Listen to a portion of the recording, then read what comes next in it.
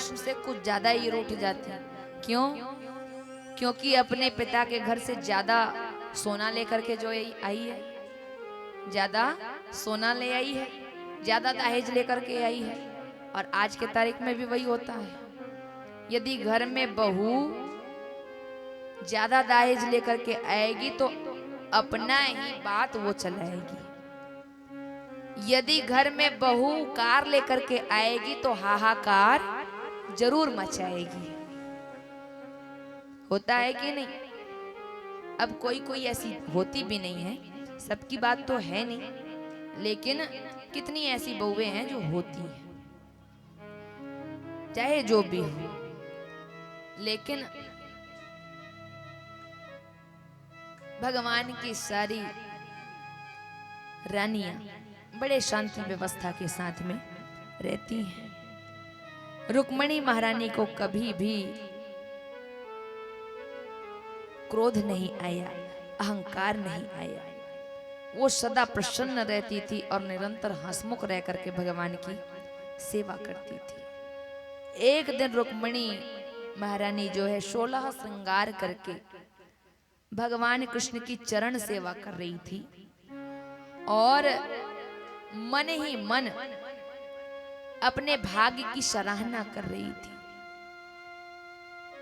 कि मेरा भाग्य कितना सुंदर है। मैं तो बड़ी ही सौभाग्यशालिनी हूं कि मुझे जगत के पालनहार, तीनों लोक के स्वामी पति के रूप में मिले और जिनका मैं हर समय दर्शन करती हूँ, हर समय उनकी सेवा करती रहती हूँ,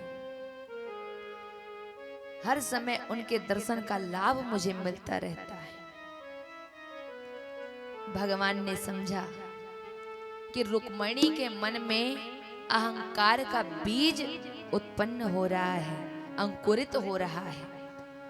और भगवान ने विचार किया कि इस अंकुरित होते हुए बीज को मैं अभी ही नष्ट कर दूं तो ज्यादा अच्छा है। नहीं तो ये यदि पेड़ का, वृक्ष का स्वरूप ले लेगा तब उसे नष्ट करना कठिन हो जाएगा। और ऐसा सोच करके भगवान कृष्ण ने रुक्मणी से कहा कि देवी, रुक्मणी राजपुत्री, पता नहीं तुम्हारे मन में तुम्हारे ऐसा क्या विचार आ गया, तुमने मुझ में ऐसा क्या देख लिया कि तुमने मुझसे विवाह कर लिया। तुम्हारे भाई रुक्मी, वो तो तुम्हारा विवाह शिशुपाल के साथ में, जो बहुत धनवान है, उसके साथ में करना चाहते थे। लेकिन पता नहीं देवी तुमने मुझ में क्या देख लिया कि तुमने मुझसे विवाह कर लिया। रुक्मणी मन में विचार करने लगी कि आखिर भगवान को हो क्या गया, आज ऐसी बातें क्यों कर रहे हैं। भगवान श्री कृष्णचंद्र जी कहने लगे कि रुक्मणी राजपुत्री,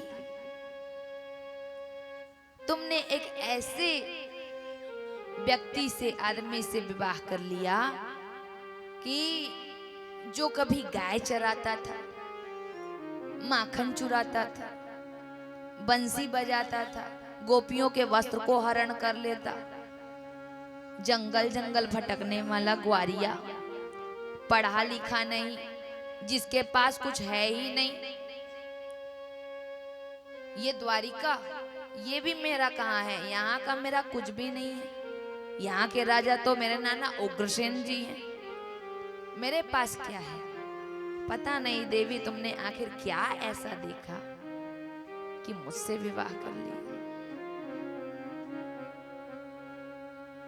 तुमने ना ऐसे व्यक्ति से मेरा गुणगान सुना होगा और उन्हीं के चक्कर में आकर के मुझसे विवाह कर लिया। मेरा नाम तो वही लोग लेते हैं जिनको कोई काम धंधा होता नहीं है, भीख मांगते हुए बैठे रहते हैं, ढोलक चिकारा लेकर के बैठे रहते हैं और मेरा नाम लेते रहते हैं। और उन्हीं से तुमने नाम सुन लिया, गुणगान सुन लिया और मुझसे विवाह कर लिया। पता नहीं तुम्हारे मन मस्तिष्क में क्या चला कि मुझसे विवाह कर लिया।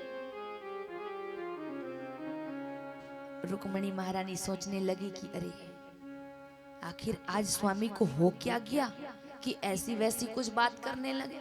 भगवान कृष्ण ने और कहा, क्या कहा कि राजपुत्री आज भी कुछ नहीं बिगड़ा है।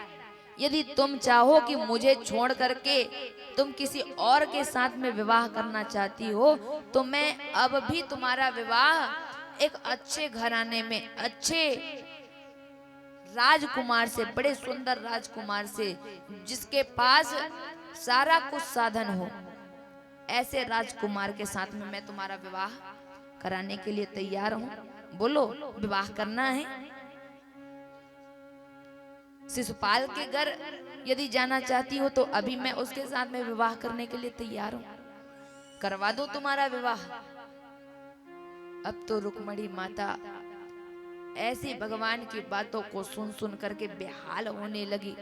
आंखों से अश्रु की धारा बह निकली, होठ सूखने लगे और माता रुक्मणी जो है वहीं पर जो है बेहोश होकर के गिर गई। जो ही बेहोश होकर के गिरी तो भगवान को समझ में आया कि अरे मैंने क्या बोल दिया।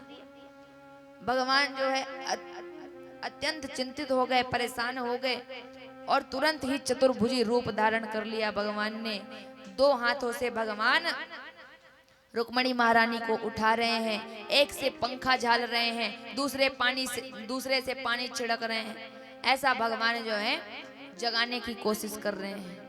धीरे धीरे जब माता रुक्मणी को होश आने लगा, चेत आने लगी, तो भगवान ने अपना चतुर्भुजी रूप छोड़ करके कृष्ण रूप में आ गए और रुक्मणी जी ज्यों ही जागी तो भगवान ने कहा कि देवी तुम्हें क्या हो गया था?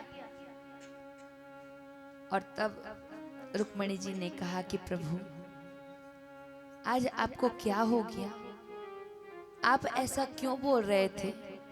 आखिर आपने मुझे ऐसा क्यों कहा? और तब भगवान श्री कृष्णचंद्र जी ने कहा कि देवी मैं तो यूं ही ऐसे ही मजाक कर रहा था, इतना ज्यादा दिल से लेने वाली इसमें कौन सी बात थी। और तब रुक्मणी जी ने कहा कि प्रभु ऐसी बात, ऐसी मजाक आज के बाद मुझसे कभी ना कीजिएगा। भगवान ने जब ये मजाक किया था ना, तब भगवान के 8-10 बच्चे हो चुके थे, 8-10 बालक हो चुके थे। तब भगवान ने ऐसा मजाक किया था। आज के तारीख में यदि पति ऐसा मजाक करे तो हैं मार डर ही बाई मन है, लाठी पकड़ के दौड़ा ही सीधा। और या तो ये बोली कि दूसरा ला के तो पता, या फिर मोला भेज के तो पता, मैं जाऊं तब ना। भगवान कृष्ण ने कहा ठीक है रुक्मणी, आज के बाद मैं ऐसी कोई भी बात नहीं करूंगा कि जिससे तुम्हें दुख हो। रुक्मणी जी ने भगवान से कहा कि भगवान मैं सदा सर्वदा बस यही चाहती हूँ कि आपके चरणों की सेवा मुझे हर समय मिलती रहे, आपका दर्शन मुझे हर समय होता ही रहे और मुझे अपने जीवन में कुछ भी नहीं चाहिए। भगवान कृष्ण समझ गए कि आज रुक्मणी का अहंकार जो है अब समाप्त हो गया। इस प्रकार से रुक्मणी जी के मन के अहंकार को भी भगवान ने समाप्त किया। बोलिए बांके बिहारी लाल की। आगे पुराण में अब